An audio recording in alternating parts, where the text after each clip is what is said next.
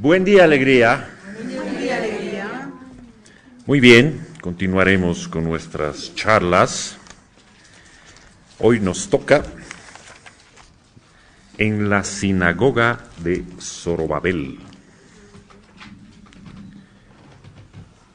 Este capítulo se caracteriza porque ocurre, para variar, un milagro más, donde se encuentra a gente que había sido apresada por Herodes.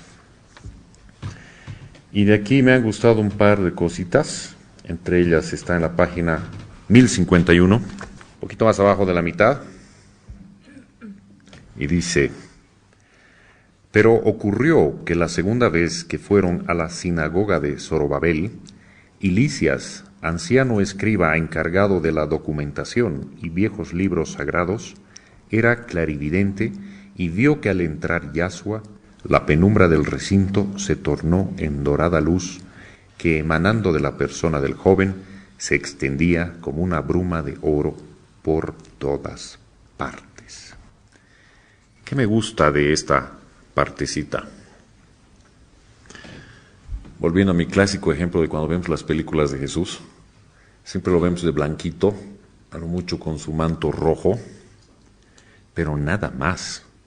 Yo me pregunto, no puede haber sido que solamente hayan mantos rojos en la época, ¿no? Para empezar, y con el mismo trajecito, pero hasta nuestros cineastas, grandes cineastas que han representado la vida del maestro, siempre se lo pone así.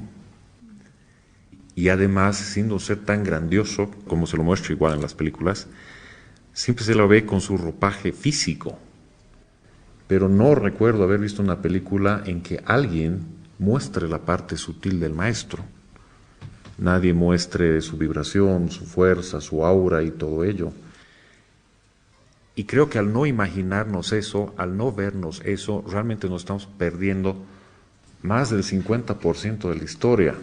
Y creo que con 50% soy muy bondadoso. Yo diría tal vez el 99% nos estamos perdiendo si no vemos la parte no sutil. Y por eso me gustaba esto cuando dice: la penumbra del recinto se tornó en dorada luz que, emanando de la persona del joven, se extendía como una bruma de oro por todas partes. Qué cosa más bella ha debido ser para este anciano. Y sobre todo para mí en esta lectura ha sido realmente imaginarme cómo él, en ambos sentidos de la palabra, emanaba su luz por donde iba. Una la de su vibración misma y otra la luz de su palabra, la luz de su amor ya en el contacto con las personas, pero por la acción mecánica del hablar, del comunicarse, y no por la acción natural de ser emanador de esa energía. Saltamos a la próxima página, en la 1052, continuando con este tema, le dice: vio que Yasua leía el Levítico de Moisés y sus dos compañeros hojeaban rollos, buscando algún pasaje que les interesaba. Se acercó a Yasua y le preguntó: ¿puedo saber quién eres? Un hebreo que viene a buscar sabiduría, le contestó. Tú eres un profeta de Dios, ¿y acaso no lo sabes? ¿Y cómo lo sabes tú? La luz de Jehová camina contigo, y esa luz ha curado mi úlcera. Mira, aún se notaba en el brazo la mancha rojiza de una llaga recientemente curada. Buen hombre, díjole el maestro, si el Señor te hizo depositario de sus secretos, es porque hay en ti capacidad de guardarlos bien. Sé pues fiel al Señor, y que tu silencio te haga merecedor de nuevas generosidades suyas. Empezando aquí por la humildad del maestro, al decir que simplemente era un hebreo que venía a buscar sabiduría.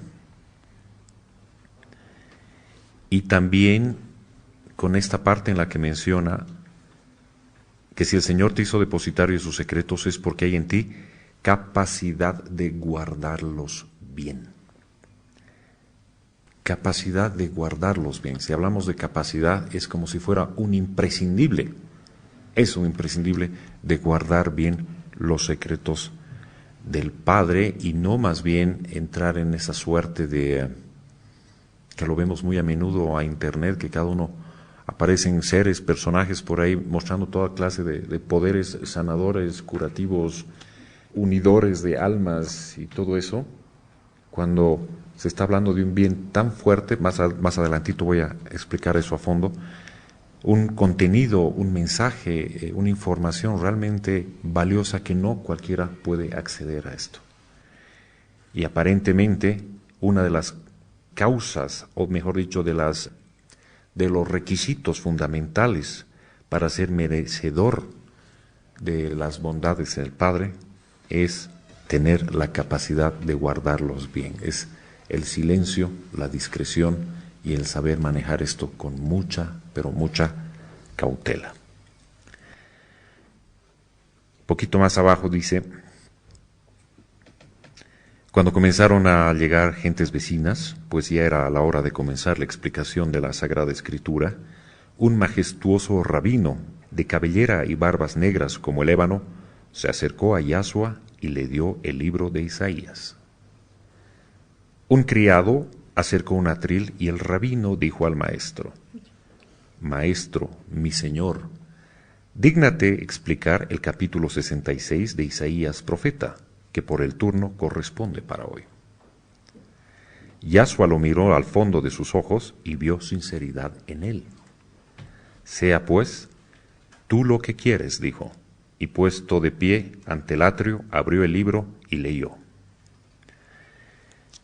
Salto el capítulo 66, un poco, en la página 1053, y dice, ahí el segundo párrafo: es humilde de espíritu el que solo quiere la vida para llenarla de obras de amor y de justicia, dignas del que ha dejado penetrar en sí la ley divina que dice: ama a Dios sobre todas las cosas y al prójimo como a ti mismo.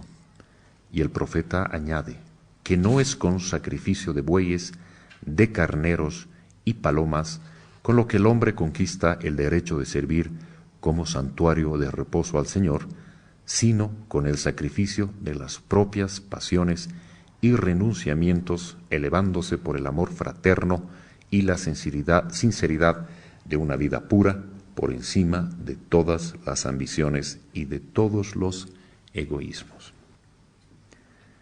¿Cuánto ha manejado esto la Iglesia durante mucho tiempo, inclusive ahora todavía, con el tema de manejar de una u otra manera los sacrificios en el altar? Tal vez ahora no se maneja mucho los sacrificios en la línea especialmente cristiana, sea cual fuere la línea, mejor dicho.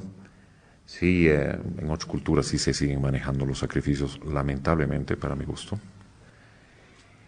Pero más de una vez hemos hablado que en la época, en este caso, habían intereses económicos, especialmente por parte del Sanedrín, por parte de la Iglesia. Pero si nos transportamos a la época de hoy, tal vez no hagamos sacrificios, pero sí como que nos sentimos de alguna u otra manera seguros cuando hacemos algo por la Virgencita de tal o cual lugar, o de alguna iglesia, cuando llevamos algo especialmente. Es muy normal ver el agradecimiento en las iglesias llena de placas, ¿no? Cuando vas a Cotoca, van tantas iglesias que tienen ese tipo de agradecimientos. O cuando, desde un punto de vista mucho más sincrético, y que ahí yo personalmente no estoy muy de acuerdo, pero bueno, así es nuestra cultura, que en agradecimiento haces pues los prestes, ¿no? Los prestes para otros países que no nos conocen, que no conocen esta costumbre, es pues festejar con bombos y platillos durante días de días y no siempre de la manera más controlada, ¿no? Hay un poco de excesos a nivel alcohólico y no creo que sea eso lo que el Padre quiere. No creo que esa sea una ofrenda de amor, verte en estado de trapo, que balbuceas como si tuvieras goma líquida en la boca y no puedes hablar. Y creo que realmente ahí estamos fuera de foco. Creo que eso no tiene nada que ver con dedicarle nuestro amor al Padre, nuestra sencillez, tal vez con algo muy hermoso que creo que gusta a Él, de dejarle unas flores, un arreglo, una cosa de ese estilo, más que todo con la naturaleza, y no entrando en gastar mucho dinero en ofrendas, en esa época en comprar animales para sacrificarlos, o ahora tal vez comprando cosas y regalándoselas. Y nos damos cuenta que todavía seguimos pegados a la materia, seguimos pensando que es nuestro ticket que nos asegura, ¿no? El haber pagado, el haber comprado y el haber dejado esto en la iglesia como un testimonio, fe de que estamos agradecidos y esa es nuestra mejor manera. Si bien en muchos casos es simbólico, creo que en muchos otros casos la gente hace eso exclusivamente por inseguridad, que si no deja eso no va a funcionar su pedido, no le va a conceder la Virgencita tal cosa. O lo que es típico, ¿no? Por una cuestión de fe. A veces realmente es muy delicado hablar de esto, la línea de la fe y el compromiso es tan sutil. ¿De qué te sirve irte de rodillas a Copacabana desde La Paz si el resto del año, o volviendo de Copa, sigue siendo el mismo, ¿no? Entonces, ¿qué ofrecimiento estás dando? O cuando vemos lo típico en nuestros carnavales, ¿no? Bailas por la Virgencita, ni te acuerdas en qué comparsa estás bailando cuando llegues al socavón. A mí, bueno, me parece un poco no muy adecuado si estamos siguiendo realmente una línea de querer agradar al Padre con nuestras obras, cuando supuestamente aquí el maestro nos dice, solo quiere la vida para llenarla de obras de amor y de justicia, cuando habla de un espíritu humilde. Cuando hablamos acá muchas veces, en Bolivia o en Latinoamérica, de espíritu humilde, se confunde muchas veces con carencia y ser pedigüeño. Dices, es una persona humilde cuando lo haces como sinónimo de bajos recursos. Y no tiene nada que ver tampoco. O la típica, ¿no? Pobre pero honrado, como el Condorito hace eso, ¿no? También puede ser acaudalado y honrado. Pero vivimos en esos paradigmas, ¿no? Que la pobreza es un sinónimo de humildad, cuando no necesariamente es así.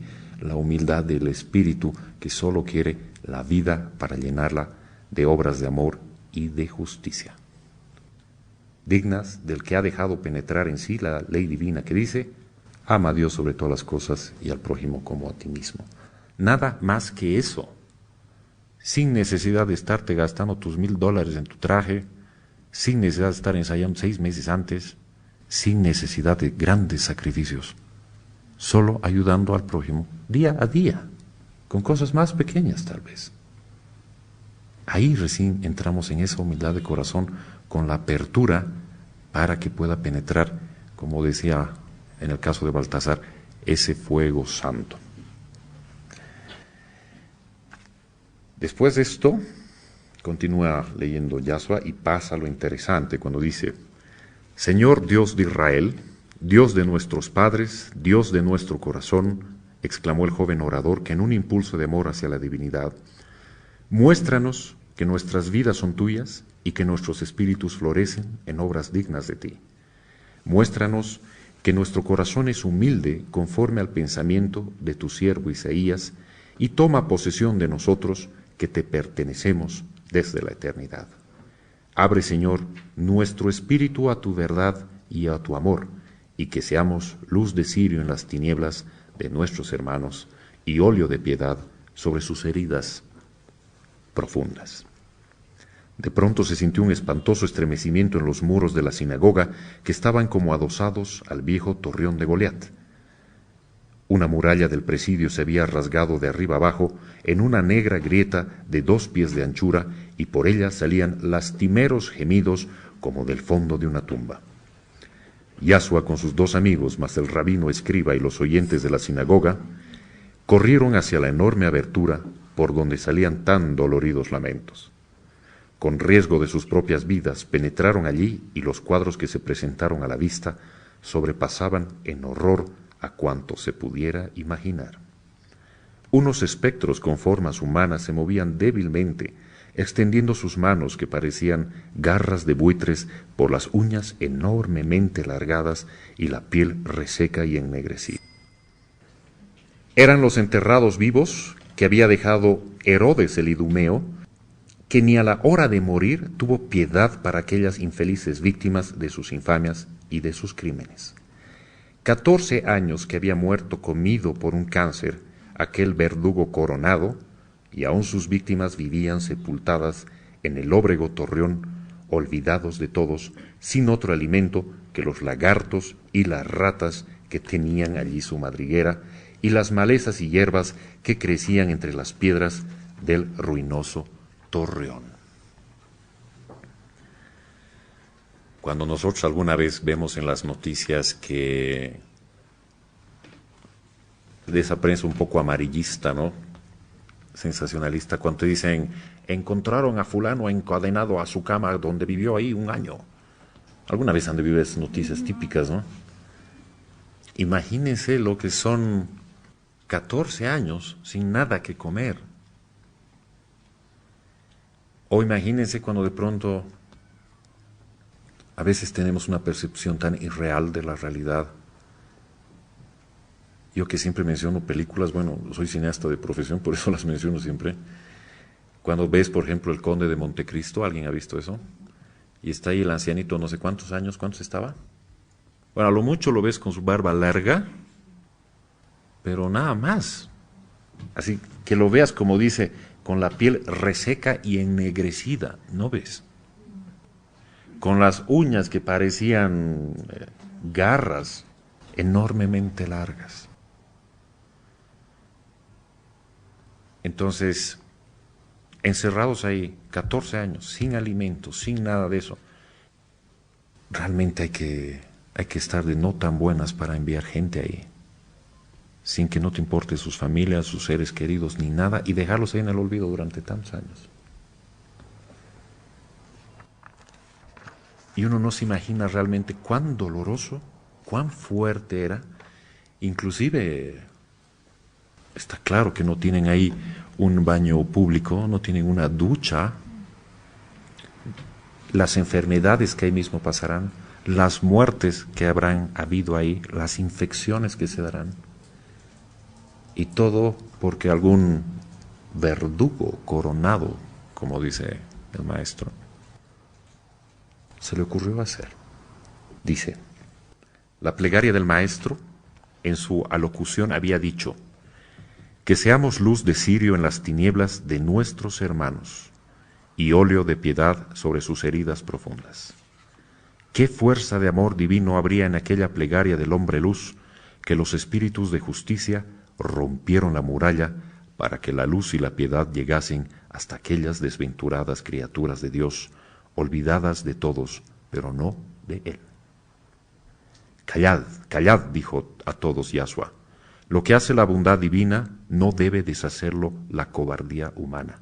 Y ayudado por todos, que le obedecían casi con pavor, fueron sacando por aquella grieta los que aún tenían vida. Un espantoso olor a cadáveres salía por la hendidura. Muchos muertos insepultos debía haber dentro. Solo 10 hombres fueron salvados y ocultos en el pajar de la sinagoga, pero con tal rapidez que cuando los curiosos de la calle se acercaron y luego los soldados de la guarnición de la ciudadela, no encontraron sino los esqueletos de los infelices que no habían resistido a tan espantosa vida. Más abajito dice, Yahshua, sin preocuparse por lo que pensaran de su persona, daba toda su vida en ondas de divina energía a aquellos seres arrebatados de improviso a la muerte. Daba toda su vida en ondas de divina energía. ¿Cuándo podemos pensar nosotros que damos algo a un ser de este estilo, ondas de divina energía? ¿Alguien se ha puesto a pensar en eso? Posiblemente cuando alguien está no muy sano y ya no sabemos qué más hacer, cuando las medicinas llegan a donde llegan y lo único que hacemos es agarrar de la mano, aparte de orar al Padre, es como que quisiéramos pasarle todo nuestro ser, como que nuestro corazón quisiera irse al suyo y hacerlo latir al otro.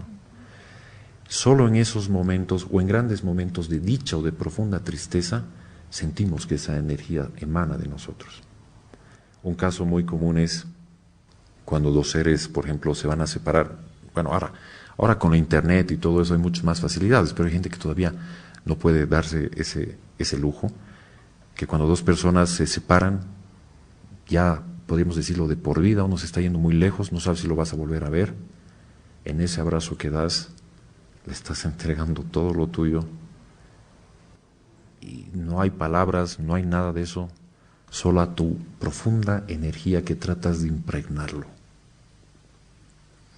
Y te das cuenta que es un momento grandioso, energéticamente es muy fuerte. Esos sentimientos tan grandes a nivel energético son los que producen realmente grandes cambios. Si esa vibración es positiva, llamémosla así, está impregnada de una profunda alegría, y ahí, por ejemplo, aprovechamos de poner una oración. Realmente estamos mandando pues una tremenda onda vibratoria, una vibración, un haz de luz que realmente puede ayudar a muchas personas con eso. Literalmente pienso yo que eso es la causa de muchos, entre comillas, milagros. Toda su vida en ondas de divina energía. Qué lindo sería que de pronto nosotros entráramos en esa conciencia y constantemente estuviéramos dando toda de nuestra vida. Cuando vemos desde un perrito callejero que está ahí un poco no muy sanito, hasta cuando vemos a alguna persona que está enferma, y lo único que tendríamos que es activarnos con nuestro maestro, con nuestra alma, con nuestra chispa, y emanar toda esa energía para darle esa curación, en este caso, a esa persona. Y uno se pregunta, teniendo esa capacidad tan grandiosa, ¿por qué no la ejecutamos diariamente? ¿Por qué no la llevamos a cabo, siendo que es gratuita, está dentro tuyo y realmente es generadora de gran cambio? El ser humano es tan especial que solo depende de situaciones extremas, recién para unirse a su alma, a su maestro, y recién unirse al Padre. Cuando las papas queman, recién ahí nos activamos. Cuando el médico te dice, no sé si va a salir, recién nos sintonizamos con esa onda, y no siempre de la mejor manera, porque estamos cargados de mucho temor, y eso no siempre es bueno.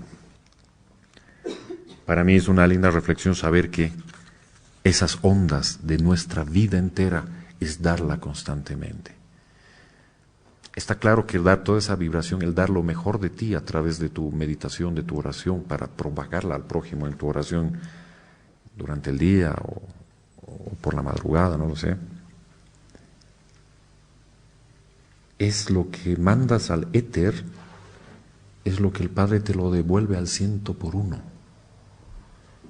Muchas gentes, muchas personas que se dedican a solamente la labor de la oración por el prójimo, normalmente, si están enfermas, reduce el malestar, o sencillamente, por ejemplo, en el caso de un cáncer, se vuelve asintomático o se hace mucho más llevadero. Pero en todo caso, la dádiva que se recibe a cambio, entre comillas a cambio, de solo orar por el prójimo, por la salud de los demás, genera grandes cambios en el organismo de las personas, grandes cambios. Es muy normal también, y eso lo vas a encontrar en muchos libros de divina sabiduría, que la gente espiritualista tiende a ser longeva también, salvo por cuestiones de karma o cumplimiento específico. En el caso de Miriam, la madre del Maestro Jesús, también comentaban ya su avanzada edad, pero su tez lozana todavía, su apariencia juvenil, pese a tener los años que tenía la madre del Maestro. Paso a la página 1056. Es una parte pequeñita, pero me gusta mucho. Cuando dice, al final de la página 1056, aunque la transformación de aquellos hombres era grande, aún causaba espanto su extremado enflaquecimiento que los hacía asemejarse a manojos de raíces secas. Creo que a cualquiera se le haría un nudo la garganta, un nudo el corazón, como para que uno no pueda separarse de tanta malicia en el ser humano, de dejar a la gente, pero en condición de una raíz seca por la falta de cuidados y todo ello. Paso a la página 1057, y aquí entramos. Este capítulo es un poco largo, pero un par de cosas que me parecen interesantísimas, sobre todo si pensamos a nivel histórico. Menciona abajo: ¿no te decía yo, dijo Simónides a Judá, se puede saber por qué la causa por qué caíste al Torreón? Nadie me dio razones al respecto, pero creo que fue porque yo pedí clemencia para el portero del Can de Betlehem, casado con la nodriza de mis hijos. Él murió en el Torreón hace tiempo.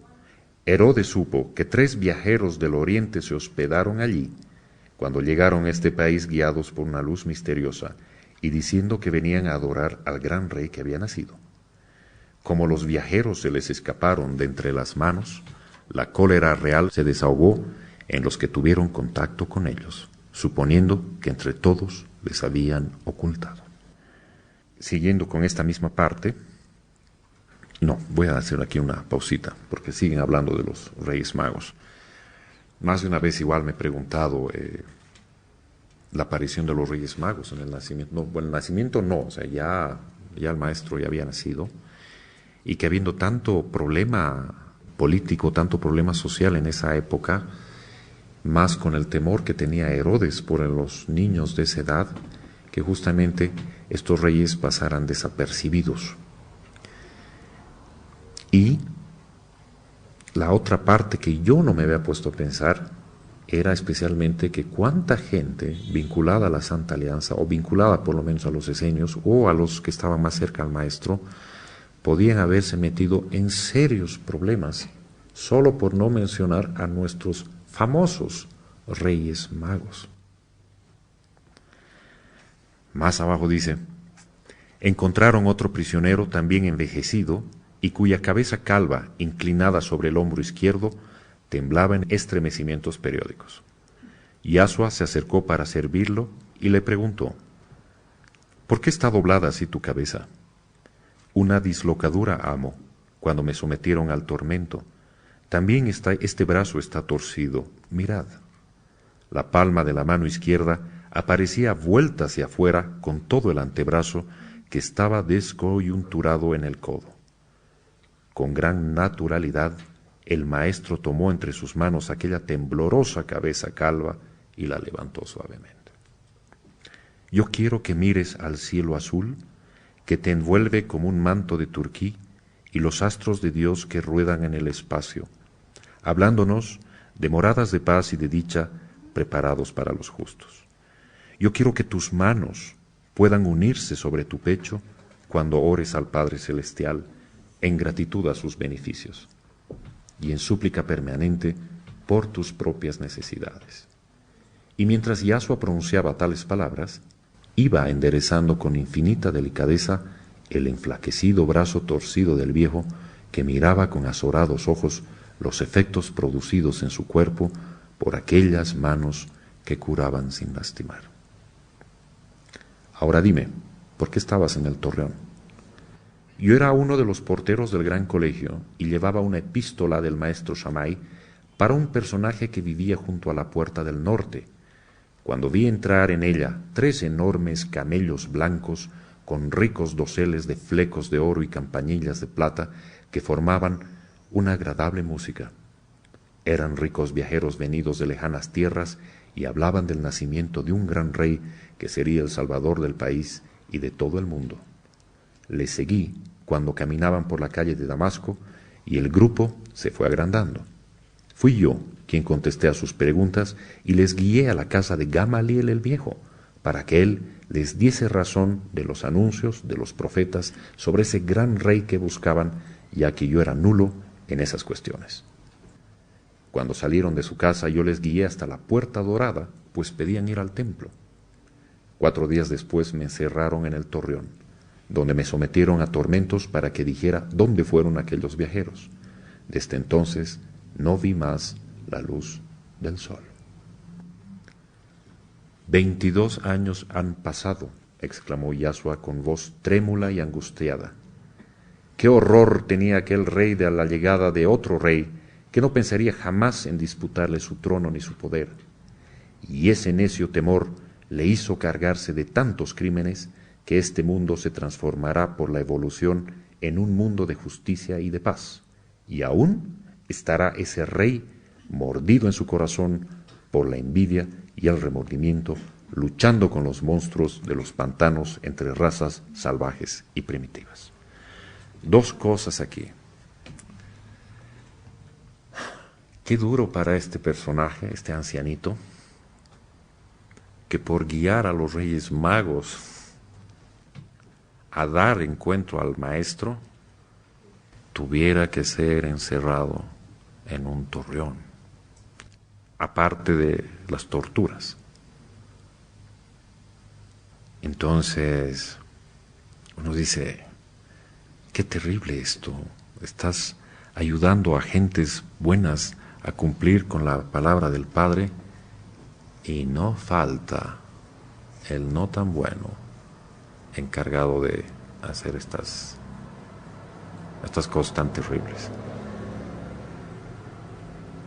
Obviamente me imagino este señor en su camino evolutivo, gran salto habrá dado por esa tremenda voluntad de mantenerse en silencio. Y como menciona aquí el maestro en el caso de Herodes, dice, y ese necio temor le hizo cargarse de tantos crímenes que este mundo se transformará por la evolución en un mundo de justicia y paz. O sea, cuando la tierra evolucione, y aún Herodes estará mordido en su corazón por la envidia y el remordimiento. ¿Y a qué se refiere aquí cuando el maestro dice, luchando con los monstruos de los pantanos entre razas salvajes y primitivas? Primero, desde un punto de vista espiritualista, que no le iba a ir nada bien a Herodes en el plano astral, por centurias posiblemente, y si volvía a encarnar, pues no lo haría ya en una tierra evolucionada, sino en planos inferiores, en planetas de menor vibración, donde aparentemente la vida es mucho más salvaje, mucho más primitiva, con razas menos evolucionadas. ¿Cuántos personajes como Herodes, más aún Herodes, justo se le ocurre hacer sus crímenes cuando está a la llegada del maestro? Entonces no es imprudente que haga eso. Eso sí, metida de pata, pero no sabía a quién estaba buscando. Pero lo que nos dice, para que realmente entremos en conciencia, como lo mencionabas en capítulos anteriores, si bien cuando un justo ha obrado de tal manera en el plano físico, ¿qué es lo que pasaba? Venían aquellos arcángeles, estos cirios de la piedad, para conducirlos a esas moradas de luz. Pero aquel que no se ha portado tan bien, y con esto me refiero a, así, pero mala onda, ¿no? Así, Herodes más o menos, pues no te va a esperar eso, está claro. Y a veces entramos en ese beneplácito, no es beneplácito, en esa permisividad tan grande que siempre decimos, ¿no? No hay muerto malo ni novia fea. Sí hay muertos malos, o no tan buenos como diríamos, y tampoco se van a escapar de la ley. O sea, el hecho que ya no cuentes con tu materia, con tu cuerpo físico, no significa que tengas que seguir nomás pagando tu mensualidad, pero ya en el alma y tal vez en lugares no de los más agradables. Y creo que un alma dirá ahí, ¿por qué no me he quedado nomás en el plano físico y he hecho lo que tenía que hacer? Pero nuestra inconsciencia a veces es tan grande que decimos, la vida es una sola, disfrútala al máximo, pero con otras connotaciones. O alguna vez que yo echaba burla y decía, ¿sabes qué? Te portas súper mal, haces de todo y después te arrepientes y ya. Aunque te arrepientas, igual tienes que pagar lo que no has hecho. Sí, igual te puedes arrepentir, pero tienes una cuentita, igual estás con saldo en contra. Ya. Y les leo la última parte que dice, según ellos, habían sido 87 hombres y 6 mujeres los que cayeron a los profundos calabozos del Torreón, por aquellos 3 viajeros que le pasaron a Herodes ante los ojos y le desaparecieron como si la tierra los hubiera tragado. 87 hombres metidos en esta cárcel solo por estar vinculados a los 3 reyes magos. Una parte de la historia que, más allá de su veracidad o no, que el lector con toda razón podrá poner en duda, pero por lo menos nos sirve para pensar, oye, ¿qué habrá pasado realmente a nivel histórico? Que entren los reyes magos y ¡pum!, se vayan ya, cuando había tanto conflicto.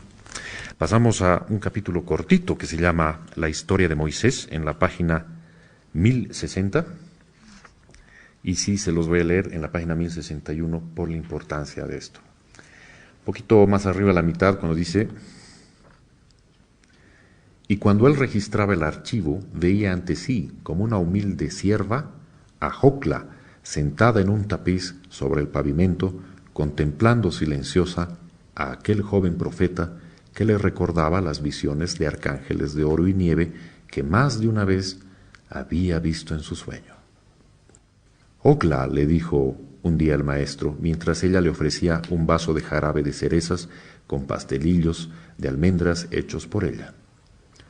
Observo que hay gran tristeza en tus ojos y quiero saber el motivo. Ella se ruborizó y le contestó: si tuvieras 20 años más, te lo diría, pero eres casi un adolescente y no me comprenderás. Quería changuear al maestro, ¿no? Él se quedó mirándola fijamente mientras iba bebiendo el jarabe hasta el fondo del vaso. Me imagino esa escena, ¿no? Echándola.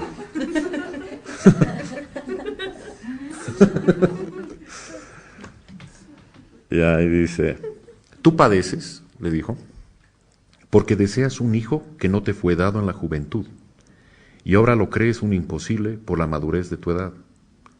¿No sabes que la naturaleza obedece a Dios cuando Él lo quiere? ¿No sabes que Elizabeth, prima de mi madre, tuvo un hijo cuando tenía 60 años y hoy es un joven maestro de divina sabiduría? Oh, la madre buena de todos los desvalidos, antes de un año te nacerá un hijo que llenará con la luz de Dios los siglos que han de venir. Yo te lo digo en nombre de aquel que me ha enviado a la tierra. Tú eres el Mesías Salvador del mundo, gritó Ogla, el que me anunciaron los viajeros de lejanas tierras, porque he visto sobre ti la luz misteriosa que les guió a ellos. Otra vez los Reyes Magos. Como lo dices, así es, bendita mujer, pero guarda el secreto y no lo digas hasta que haya nacido el hijo que yo te anuncio. Di a tu marido que me llevo hoy este papiro escrito por Caleb, hijo de Jefone, para sacar una copia y que de aquí a 2 días devolveré el original. Y salió dejando a la mujer embargada de un gozo tal que no le cabía dentro del pecho. Su marido era tejedor y durante todo el día se hallaba entre los telares dirigiendo a sus numerosos jornaleros. Estaban terminando un inmenso velo blanco de finísimo lino para sustituir al que cubría el Sancto Sanctorum del templo, que había sufrido la acción de la llama de un cirio desde un candelabro. Admirable coincidencia. Ese velo fue el que 11 años más tarde, más adelante, se rasgó de arriba abajo la tarde trágica de las tinieblas que cubrieron la tierra cuando Yahshua, Hijo de Dios, piraba sobre las montañas del Gólgota, sacrificado por la maldad de los hombres. Me encanta cómo la autora hila aquí todos esos sucesos. Recuerdan, me imagino, cuando Yahshua entró igual al templo, salió renegando, se cayó el candelabro, se encendió el velo y de ahí la gente empezó a especular que era un ángel que había entrado.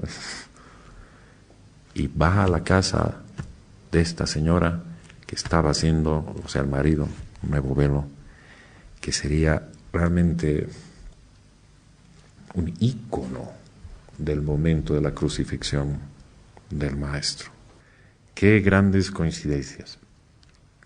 Ya, este capítulo es cortito, como les decía, así que pasamos a la página, bueno, es la página 1062, el capítulo Un papiro de Salomón. De este capítulo Hay una parte que me gusta en la página 1064 cuando dice, muy en primera línea, un poco más arriba de la mitad, muy en primera línea aparecían los libros llamados de Moisés con el monumental catafalco de ordenanzas para todos los momentos de la vida de un buen hijo de Israel. Luego los libros de los profetas Isaías, Ezequiel y Jeremías, que eran siempre los más leídos. Luego los salmos, entre los cuales encontraba el alma aquello que necesitaba para las eventualidades dolorosas de la vida o para ponerse en contacto con la divinidad por la oración verbal. De esta parte lo que más me gusta es cuando dices los salmos, entre los cuales encontraba el alma aquello que necesitaba para las eventualidades dolorosas de la vida o para ponerse en contacto con la divinidad por la oración verbal. Alguna vez uno se pone a pensar y dice, ¿cómo le hago para conectarme con el Padre? Yo no sé rezar, yo no sé orar. O si estás en problemas y te pones, te deprimes y a veces buscas salidas exteriores para un poco tapar el momento. Y una vez volvemos a la simpleza de todo, algo tan sencillo como, en este caso, el leer un salmo es suficiente como para ponerte en esa vibración que consuela el alma o que directamente en momentos que deseas ponerte en contacto con la divinidad. Un salmo, pequeñas frases, pequeñas evocaciones, pequeñas oraciones, inspiradas, obviamente, desde lo alto.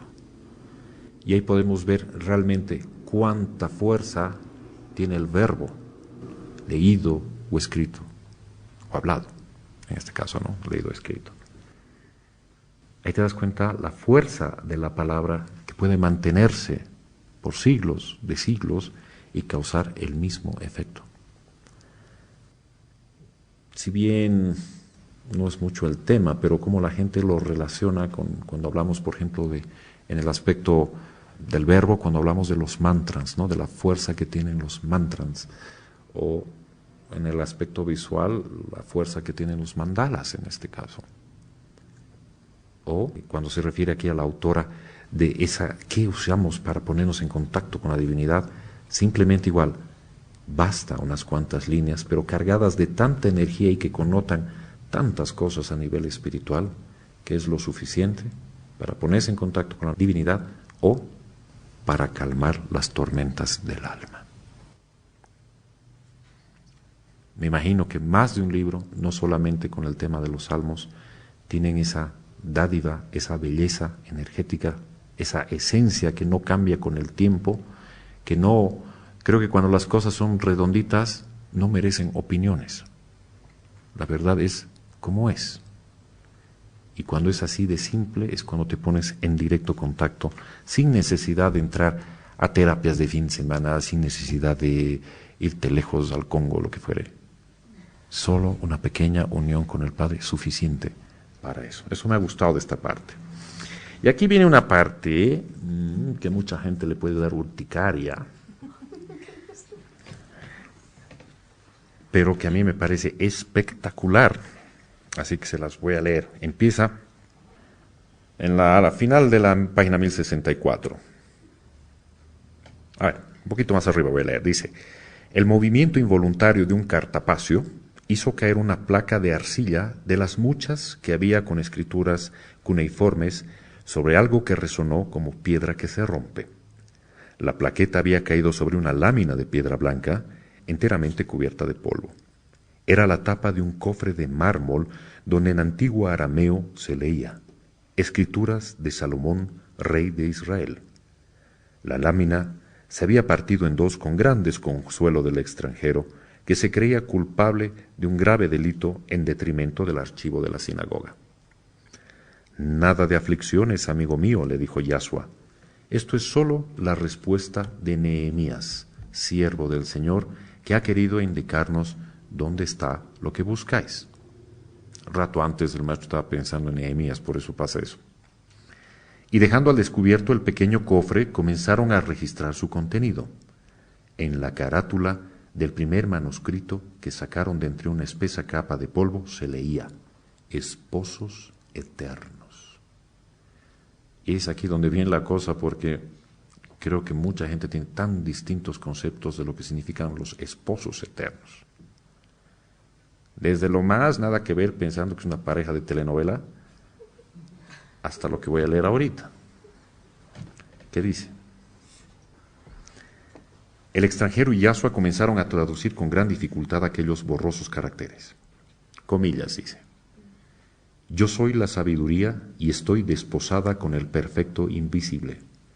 Mi eterno esposo me poseía en el principio de su camino y mucho antes de sus obras. Eternamente él tuvo el principado desde mucho antes del sol, las estrellas y la tierra.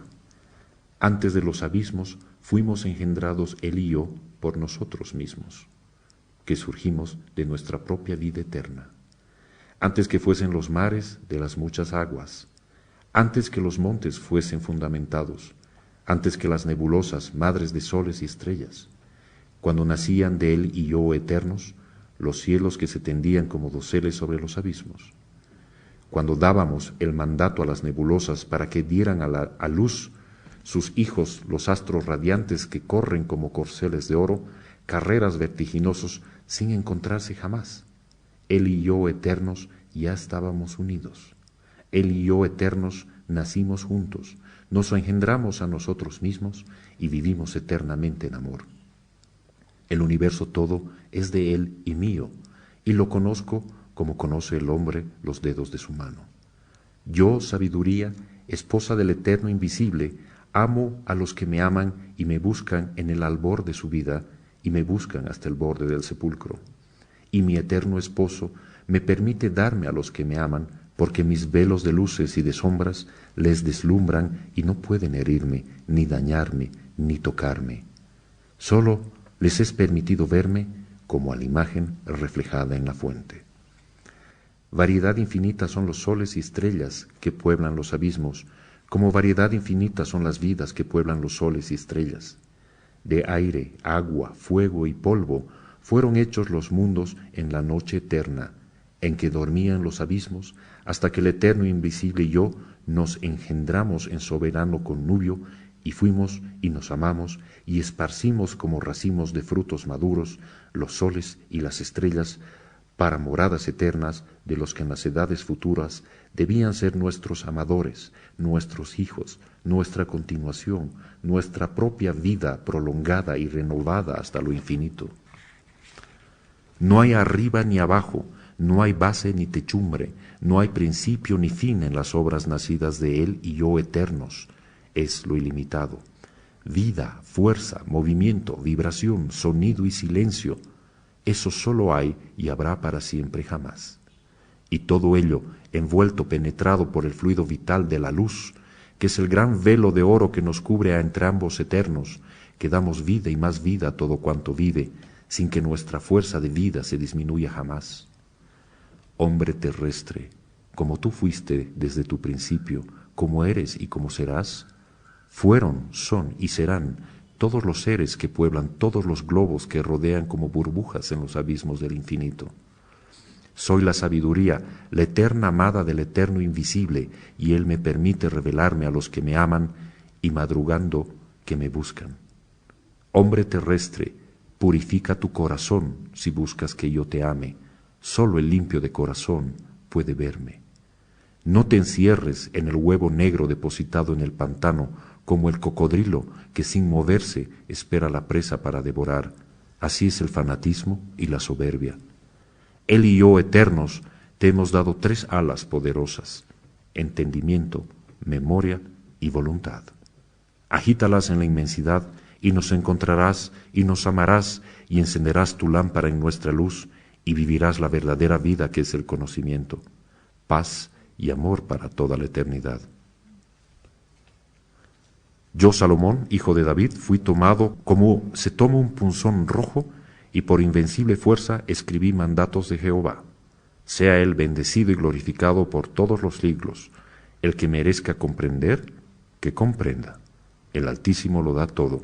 Bienaventurado el que tiende su mano para recibir y abre su boca para beber. La luz es el cofre de oro que lo encierra todo. Bienaventurado el que acierta a abrirlo y poseer sus tesoros. Es rico y feliz sobre toda la riqueza y toda la felicidad. Alabado sea Jehová. El extranjero y Yahshua se miraron unos segundos y en aquella mirada parecían repetir estas palabras del manuscrito. El que merezca comprender, que comprenda.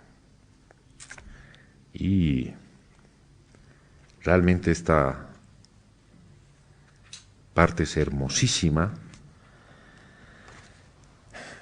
Con esto se puede entender mucho de lo que es el Génesis, de lo que es el concepto del Padre, Madre.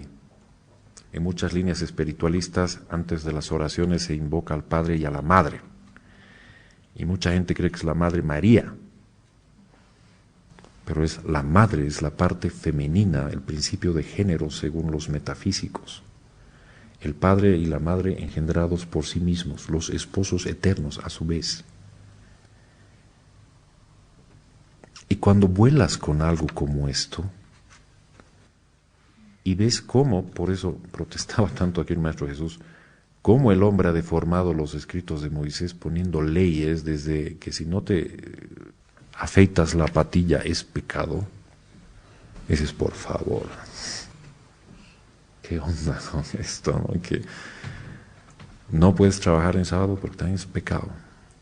No puedes hacer esto, no puedes hacer lo otro, no puedes hacer lo otro, no puedes hacer lo otro.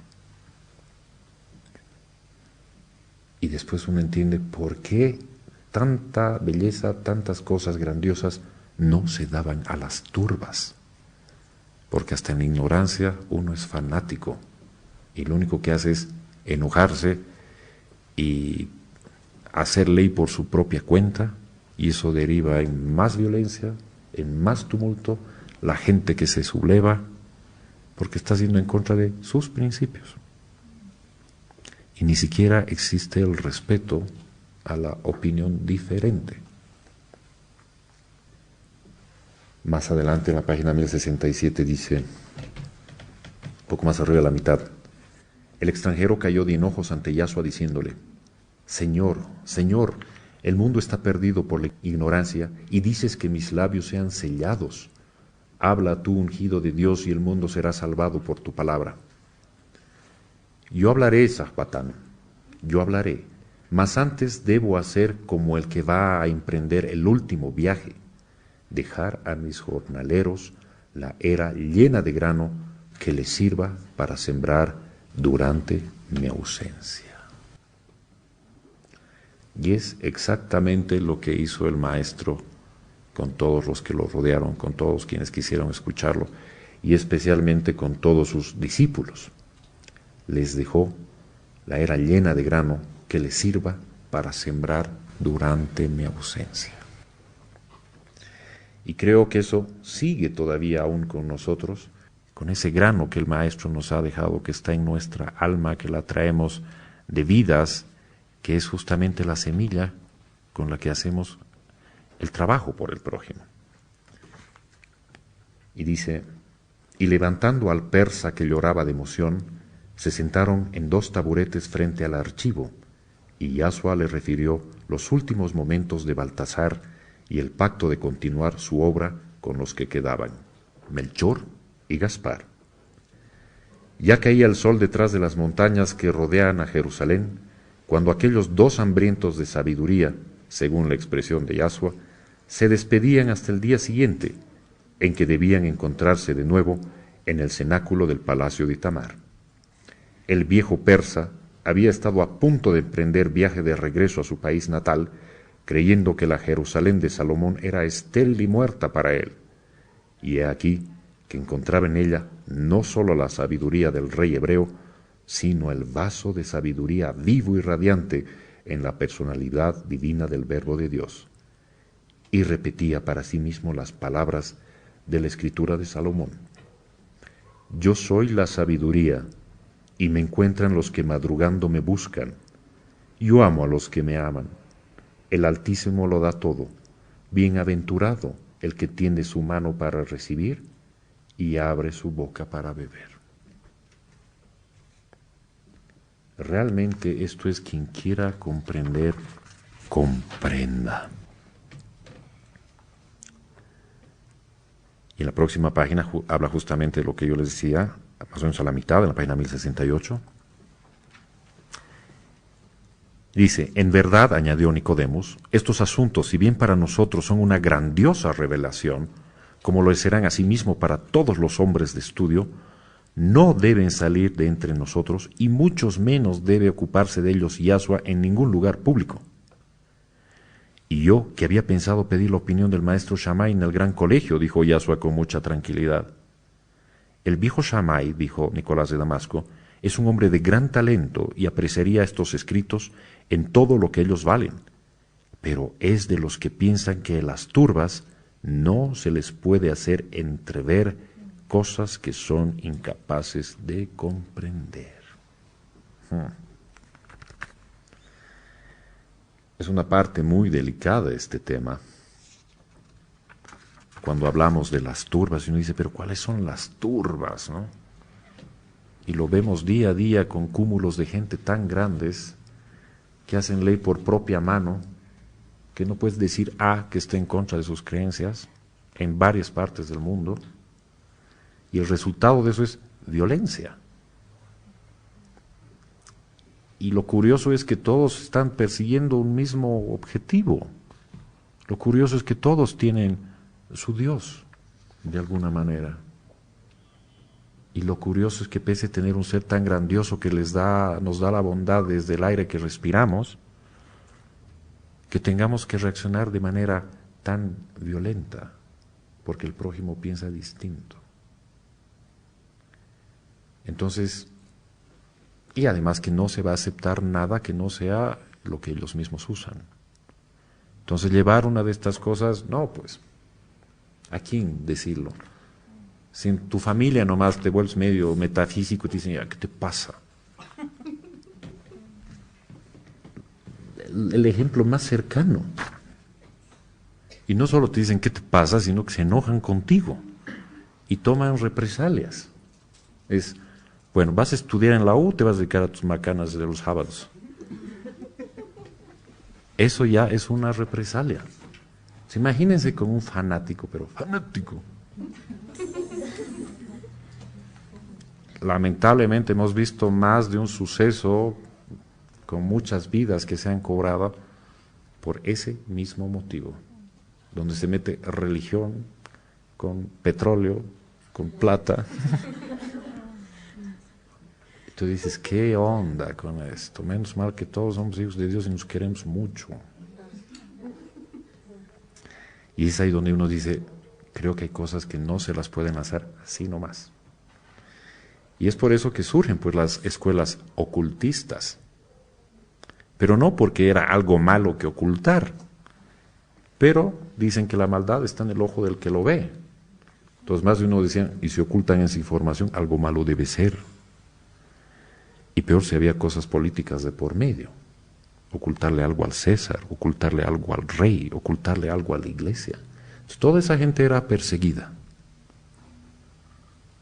Desde las escuelas de más alta y profunda sabiduría hasta líneas espirituales cuasi sociales que existen ahora, que han sido perseguidas por las cosas que ocultaban. Entonces, muchas líneas filosóficas espirituales han sido perseguidas por la iglesia, por los gobiernos de turno, porque al ser ocultistas o de los misterios, se imaginaban que era algo que estaba relacionado con el otro lado y por ende debían ser perseguidos. Y una vez más, ejecutaban su propia ley. Y no se entendía que si era oculto, era porque no se podía ver así nomás. No así nomás podías tener la capacidad de entender lo que decía esa escuela de divina sabiduría. Se lo ha malinterpretado, se han sacado leyes, se han sacado dictámenes, se ha quemado material y se ha privado de libertad e inclusive asesinado a gente que tenía esto. Entonces una vez más entenderemos por qué los esenios vivían tan en soledad, tan en silencio, tan cautos. 2000 años después uno dice, creo que ya no le voy a decir a mi mami que voy los jueves. Ahí entiende lo que es el silencio, ¿no? O con tu chica, con tu chico, con tu papá, tu hijo. Bueno, a veces al revés, ¿no? La hija es la que se raya con la mamá. Y es hasta inclusive absurdo. Alguna vez he escuchado que decían, ¿cómo vas a ir a esas cosas? ¿Por qué no te quedas con tus tés?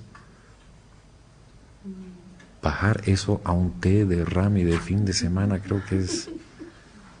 No hay punto de comparación. Parecería que la mamá no es capaz de rehacer su vida espiritual y la limiten a que se vaya a tomar su tecito con sus amigas jugadoras de rami. ¿Y dónde está, en el caso de este hijo o hija, la bondad de preguntar qué le pasa a su mamá y por qué está viviendo esto? ¿Y en qué podemos conversar, aunque no opinemos lo mismo? ¿En qué nos podemos ayudar y crear puentes en vez de murallas? ¿Por qué de pronto siempre porque otro piensa distinto es nuestro adversario o está equivocado? Y no aprender de eso. Imagínate que nos fuéramos a Irán y dijéramos, todos están equivocados. ¿Qué es lo que haces? O cuando vas a un país que sea más cercano a tu cultura, ves costumbres que dices, uy, esto no hay que decir, esto no hay que hacer. Pasas papelón y medio por decir cosas. Recuerdo una vez, no hay nada que ver, me cuentan que en Venezuela, para lo que nosotros es la bombilla, para ellos es el pitillo. O sea, ese palito con el que absorbes de tu vaso el líquido. Y un muchacho había ido a Venezuela y le sirven su café, le dicen, ¿quiere un pitillo? Un poquito.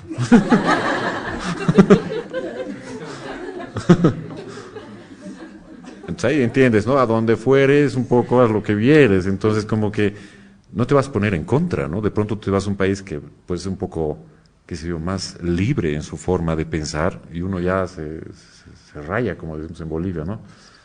Pero como que te vas acostumbrando y comprendiendo esa cultura que no tiene nada de malo, sino que esa es su forma de ser. ¿Por qué no nos puede pasar en el día a día con el vecino? Con el de tu equipo contrario de fútbol, ¿me entiendes?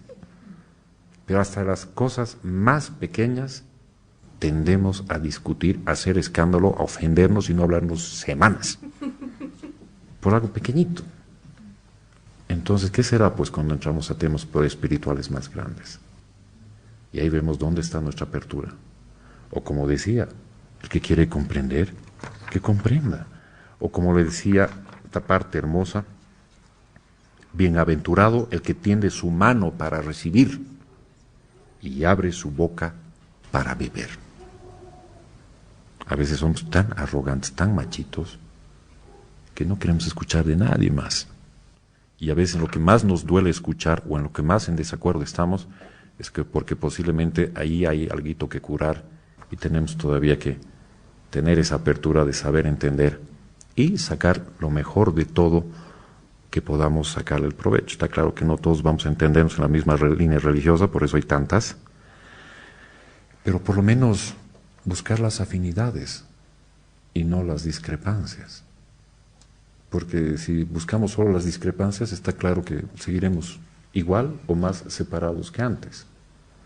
Pero si buscamos las afinidades, creo que ahí conoceríamos mucha más gente y nos uniríamos a muchas más culturas y no pelearnos por el centavo que le falta al peso.